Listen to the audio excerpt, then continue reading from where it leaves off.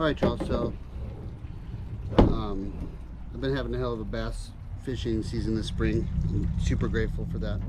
But a lot of people have been asking me what I've been using, and I've been using live shiners, and a lot of people have asked me what setup I've used for those shiners too.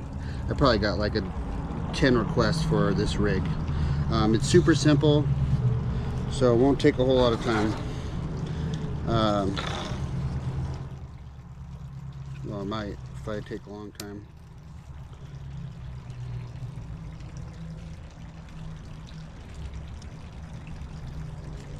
Alright, so most of my bass this spring have come on a float rig. So I'm running 15-pound braid, and I'm running pretty light, so like a lot of people run a little bit heavier. However, I find I can't cast very far, the bait very far, if I have too thick a line, right? So like I'm using spinning gear with braid. I'm running 15-pound braid. I run one of these floats here, but like you can use a lot of different floats. A big twisty bubble, a big regular bobber, just something that the bait fish won't be able to pull under all the way, right? So I have this, in this case, I have 15-pound braid going to a two-way swivel.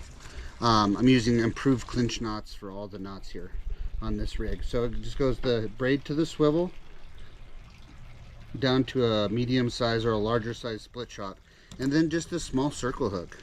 You know, I recently caught the 6-pounder that I caught was on this size hook, and I'm telling you that you don't need really giant hooks to hook and keep and land giant bass. It's just all in how your patience for it, right? You're gonna wait for this bobber to really sink and get pulled under before you start reeling in. If you do the hook set too soon, reel in too soon, you're gonna lose that fish. So you gotta have a little bit of patience, but this is a super simple rig, super easy, but super highly effective. I'll show you a different view of it on the table so you can see a kind of a 2D view of it, so you can see the way it's just lined out, and I'll show it to you that way.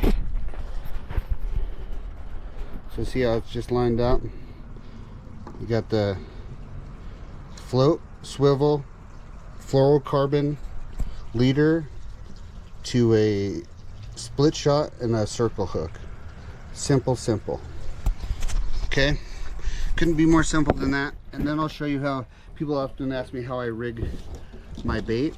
You know, there's no wrong or right way to hook your bait necessarily. Like if it works, you find a way of hooking your bait fish that works for you, do it. It's not necessarily wrong or right, it's just different. We all have different ways of approaching things, but none of them are necessarily wrong or right. But this is the way I do it. So obviously this is artificial bait, but when I'm hooking my shiners, I usually hook them like just below this dorsal fin, but kind of farther back, just behind the dorsal fin underneath. And I do that because when the bait fish is hooked, here I'll hook it. So I hook it right through here usually, and you don't hook too deep or you're gonna hit that spinal cord and you're gonna kill them, and you don't want to do that because you want them to kick, right?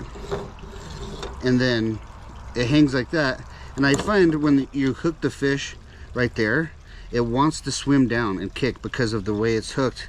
It wants to kick, and its most powerful part is the tail. So you're really going to get a lot of action out of your live minnow, I find, when it's hooked right here.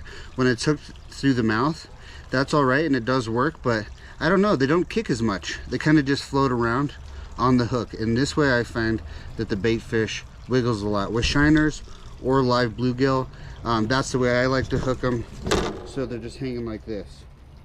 It's been super effective for me this year. I would say that if you're fishing live shiners for bass, you probably want to find some structure. You know, the bass this early season are still not out on spawning beds, and so I have been finding them tight to structure, really tight.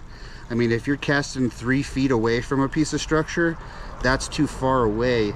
You kind of, if you find a good solid log that doesn't have a ton of branches, like try to sink that shiner right up on that log.